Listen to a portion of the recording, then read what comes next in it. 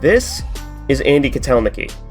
He's the current offensive coordinator of the Kansas Jayhawks, who helped lead them to one of the most prolific offenses in the school's history, and by far one of the most exciting offenses in the country during the 2022 season. He's also responsible for the meteoric rise of Jalon Daniels into the national spotlight after 2 years of, we will generously call, less than solid play.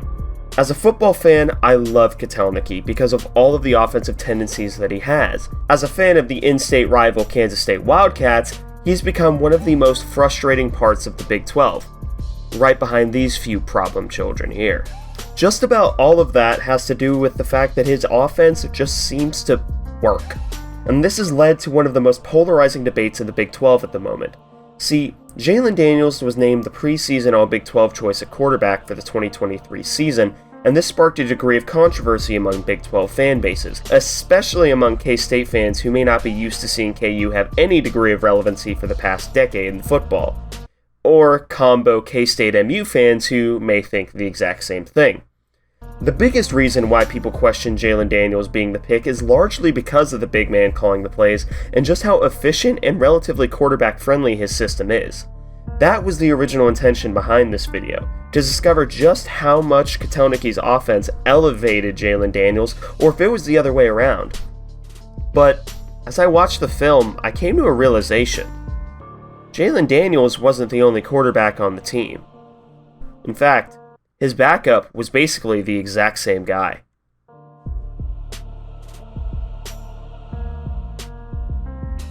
Here's a list of stats from Big 12 quarterbacks during the 2022 season with their names and number of games started removed, with each respective category being marked in green for the leader, or yellow in the case of the percentage leader, and blue for second place. The worst of each category is marked in red, with second worst being marked in orange, with no exceptions. If you're unfamiliar with ADOT or TWP percentage, those are average depth of target, a measurement designed to take a look at how far past the line of scrimmage the average pass is completed, and turnover-worthy play percentage, designed to calculate how often a quarterback makes riskier throws that are more likely to result in interceptions. Take a minute to see if there are any similar stat lines or any other things that you may have noticed in this list. From this chart, which quarterback would you say had the best season? A lot of people would point at touchdowns and yards and say that quarterback 1 had the best season. Others would look at quarterback 2 for the minuscule turnover-worthy play percentage and the highest PFF grade, and while many people probably wouldn't say that these quarterbacks had the best season, they'd at least be interested by quarterback 12 and 15's rate stats. Quarterbacks 4, 5, 9, and 11 probably seem the least remarkable of all the quarterbacks on the list. Well, with all that said, let's pull back the curtain just a little bit here. These are the names and starts put next to the stats of the quarterback. First things first, there were no quarterbacks who played a full season in the Big 12.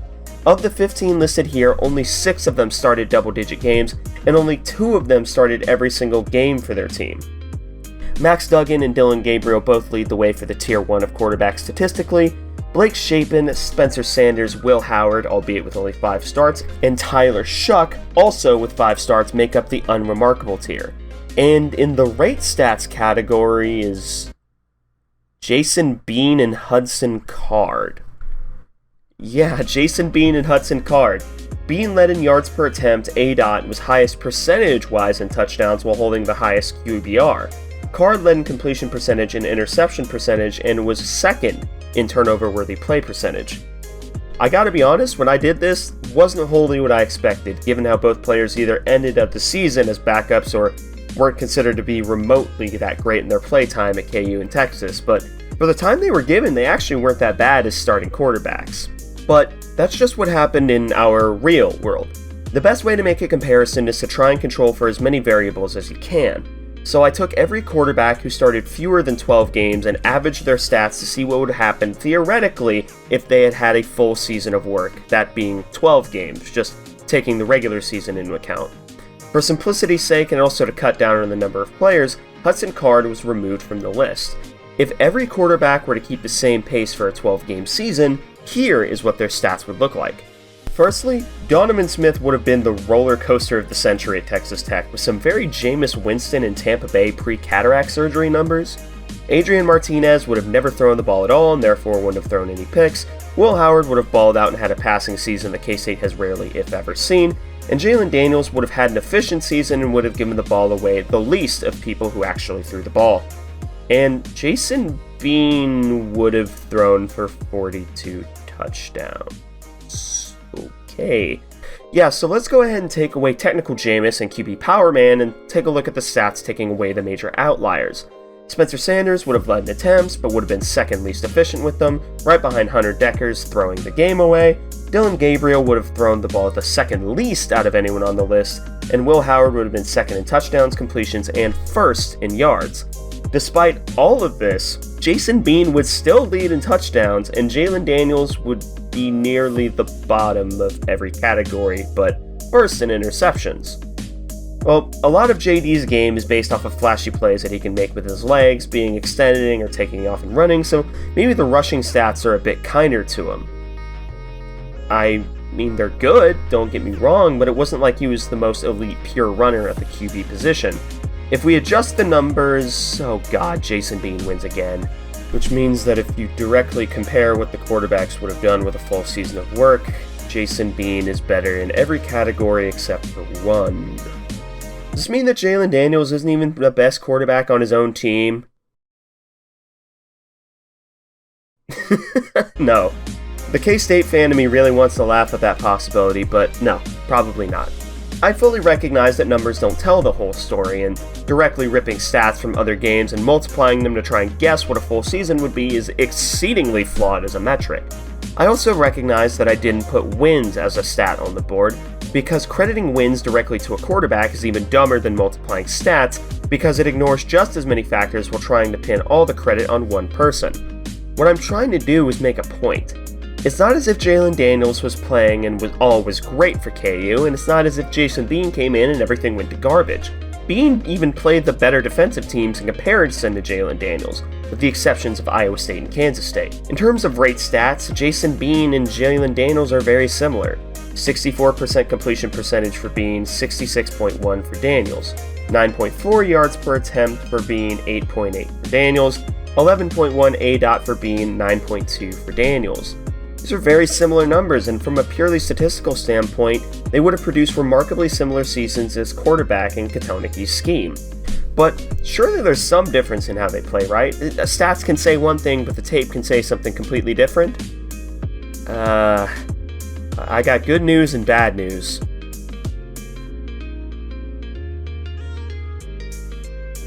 Okay, I know everyone's thinking it, let's just get it out of the way.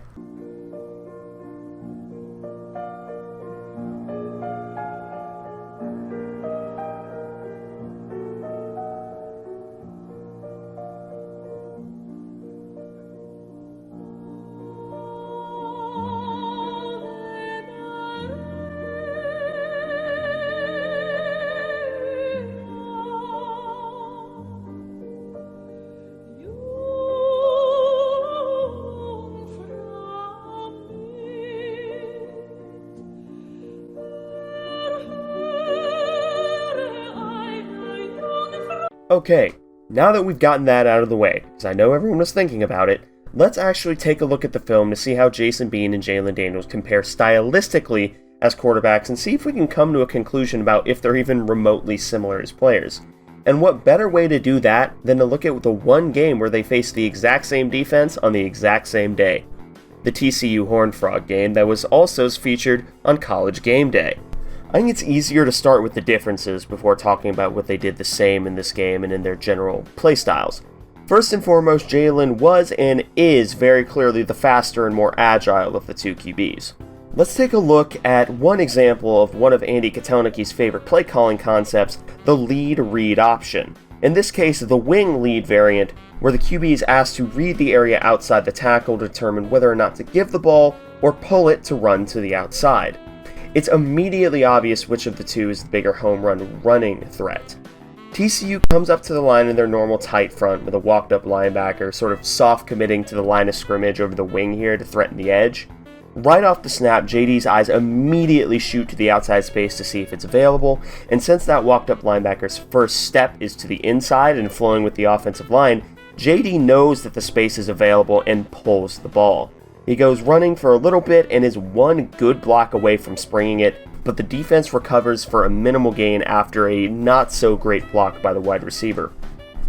Plays like this show that one thing that JD has in spades. He has a twitch and speed that make him very difficult to truly contain as a runner, whether he's on the designed play or whether he's rolling out and extending the plays in the passing game, or even other scrambling opportunities. That is what makes Jalen Daniels so exciting and why he's likely getting so much of the hype as this Heisman contender, as this Big 12 selection. He's able to make those exciting plays that make the highlight reels, the long runs, ducking pressure, and extending plays. He's without a doubt one of the most fun quarterbacks to watch play in the Big 12, and that's not even something I can dispute from my biased perspective. But now let's take a look at Jason Bean. Here's a very similar concept running the same game in the fourth quarter. KU comes out presenting a trip set with the back standing towards the short side of the field, and from the very start TCU is in a slightly different alignment that they don't have a walked up linebacker to the passing strength of the formation. It's not really a factor on this play, but it's still worth noting. The concept still reads the same way. The innermost receiver comes into an orbit motion behind Bean. The ball is snapped. Bean immediately looks to the end man, sees the end man's first step is inside, pulls it, and tries to follow his blockers.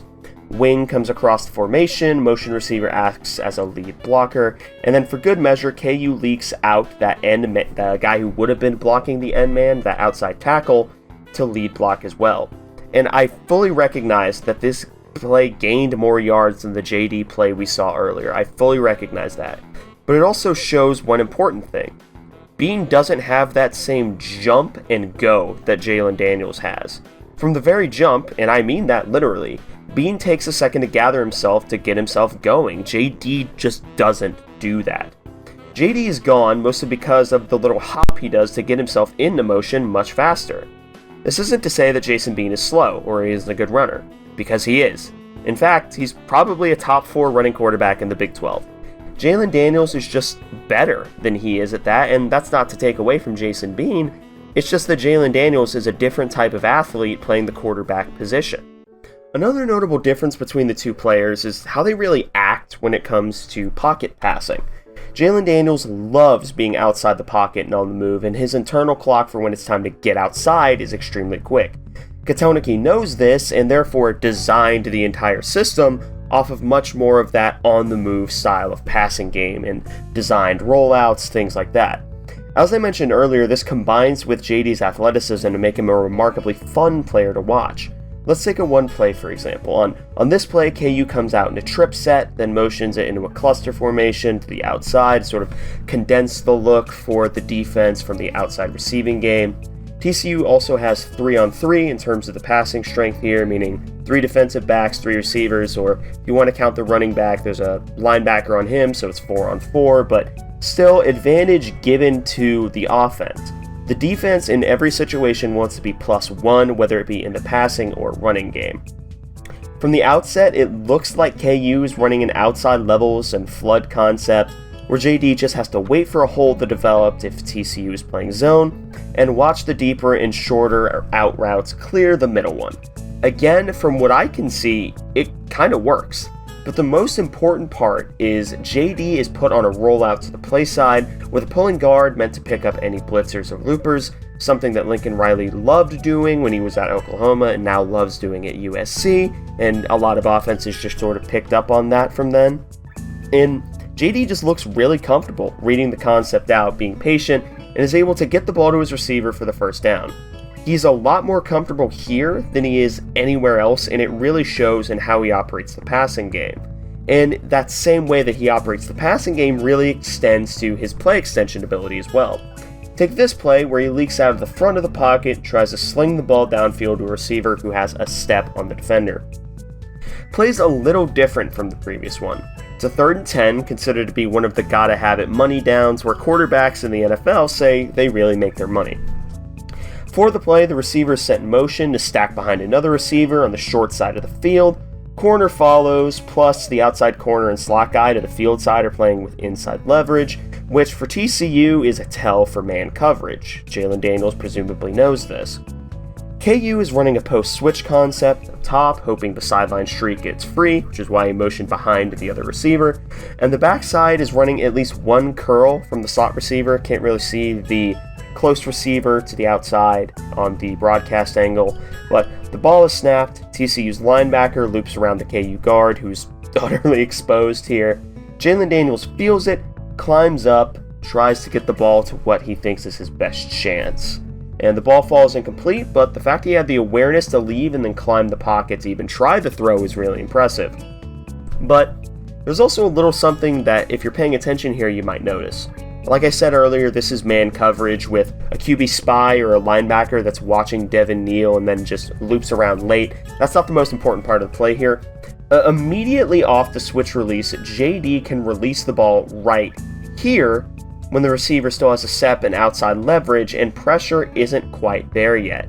That's okay, sometimes as a quarterback you don't really like the look, maybe you're waiting for it to get a little bit more wide open. What is important is that backside slot receiver to the field side. Watch him get leverage on his route right before snapping it out to the outside, and right as that JD is at the top of his drop, which is exactly when you want to throw the ball. Jalen Daniels isn't pressured quite yet, but he doesn't work to read the backside and fire the ball in time with his receiver in order to get the first down by throwing the ball away from the defender's leverage.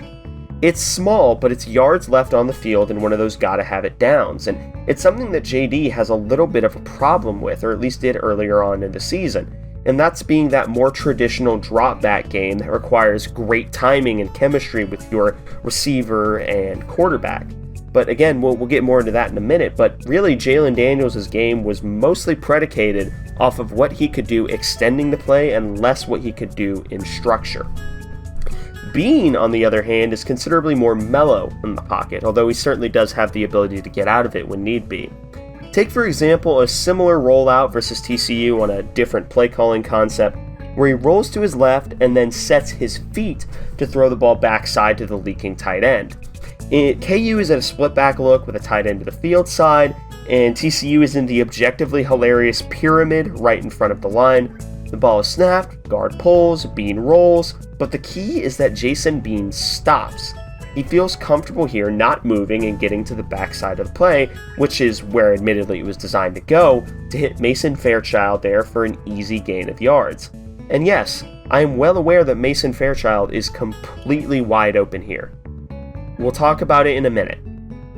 The next most notable difference is that Jason Bean is a lot more aggressive with the football than Jalen Daniels is, arguably better at reading the true backside of the play.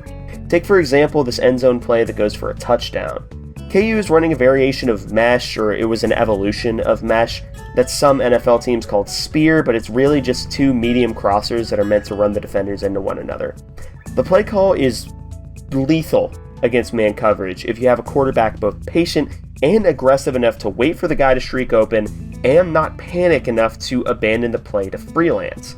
Bean rolls out, and instead of keeping the roll going or trying to run in, he sets, waits, and drops it in for an easy touchdown, just as it was drawn up. And I know that these may seem like small examples, but this is stuff that you can sort of see throughout the B-roll that's been going on during this video, and probably that's going on right now, but outside of those pretty minuscule differences that really at times can seem like splitting hairs, they're extremely similar as quarterbacks, which is why the offense works with both quarterbacks. They both operate in the same general rhythm, both are solid enough at play extension, though Jalen Daniels is better, and both can hit the throws that Katoniki is asking them due to similar arm strength. I will say, Bean is undoubtedly the funnier of the two to watch because he has a tendency to have really funny lapses in play. But he's not this horrid player, even that much of a step down from Jalen Daniels. I'm hoping to illustrate this much more with the next point, showing off the general concepts that make Andy Katoniki, well, a mad Russian scientist.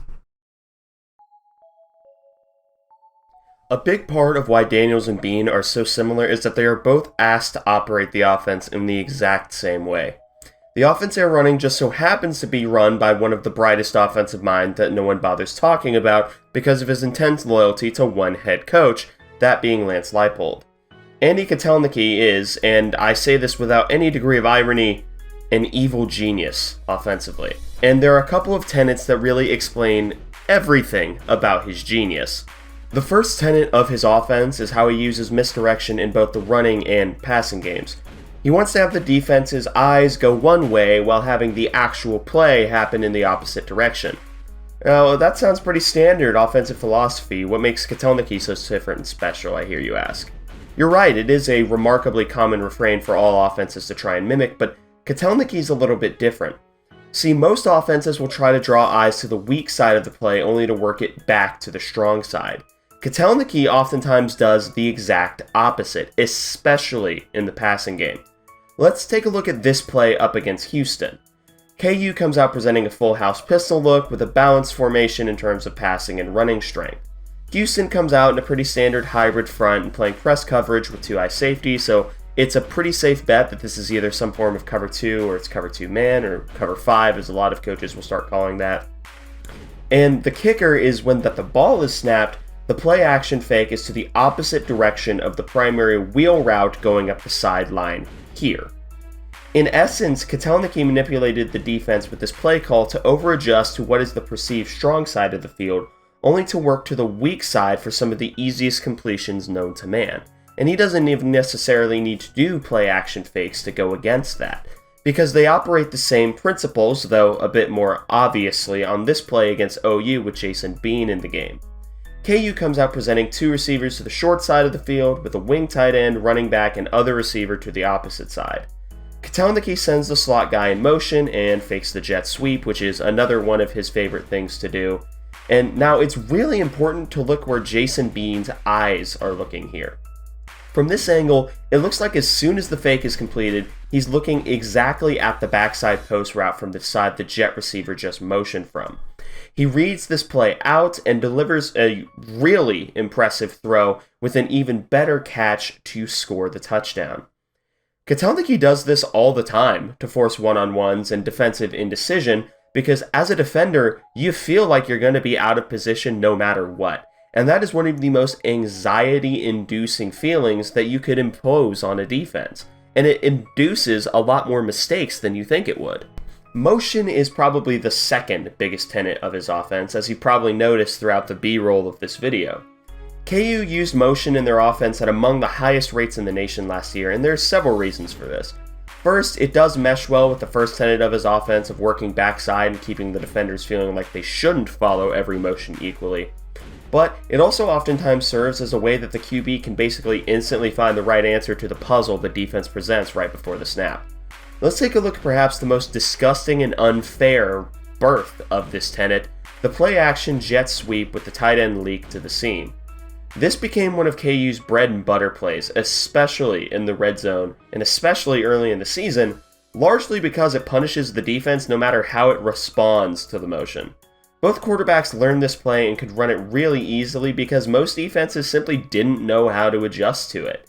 It's a play meant to stress the seam of the defense by forcing the linebackers to either slide with the motion, and if they don't do that, their first instinct is to watch where the ball is going, not necessarily what's happening on the backside of the play. This is why the play is so effective. Not only the play action fake, not only the motion, not only the fact that the play is going to the backside, but all 3 things working in concert with one another. And that's one of the most important parts of Kotelnicki's offense in general, is that he's able to make every piece work in concert with one another and, in a phrase, harmonize with one another. But he doesn't only use motion in the passing game. Kotelnicki also uses motion in the running game in a myriad of ways. This play against Houston is a demonstration of the above principle of getting players out of the way to make things easier for this QB counterplay that ended up going for a touchdown. This is just one example of motion being used in a more traditional designed run, but he also uses it a lot in the option game to give the option more room to breathe, like in this play, or to give said option play another option. It's all about that motion, that interplay that the offense has with the defense, and how Kotelnicki is able to abuse that fact. And third, and perhaps not finally, but the last one I'll mention, is how he makes the life of the quarterback as simple as possible while still keeping the defense guessing. Now, I know that the immediate comment is to say this makes every quarterback a system quarterback, and while I'm not necessarily going to disagree, Kotelnicki does it in a way that has a degree of grace. Because the above two tenets, the motion and the desire to work backside, are key to creating the third one. Because the first and second options are almost always open because of those first two tenets. And due to this fact, the quarterback is free to be as confident as possible in whatever throw they're making. In essence, Kotelnicki's offense boils down to, think little, throw a lot. Naturally, there are other things that Kotelnicki does, like the usage of rub and pick plays to spring plays more easily, motioning into stacked alignments to get both coverage tails and free releases, and the counter punches that he's installed for almost every single motion he implements into the offense. But if we were to go over everything, well, we'd be here all day. Suffice it to say, Kotelnicki's offense is not particularly difficult to operate, and carries with it a lot of wiggle room for the quarterback to operate within while letting them gain confidence knowing that their number one priority is to just go out there and throw. Not make overly complex reads and not always be the hero, just go out there and make some throws. And that is how Andy Kotelnicki created the same quarterback twice, by asking them to do the exact same things in the offense while keeping the offense's core identity intact. Now, if only KU could figure out the whole defense thing, they'd be a consistently good team under Leipold. Hopefully the head coach himself didn't pump the brakes on any expectations. Using that end of the season towards motivation, of course, to get us to be the consistent bowl team we want to be, and find a way to turn that into victory. Oh,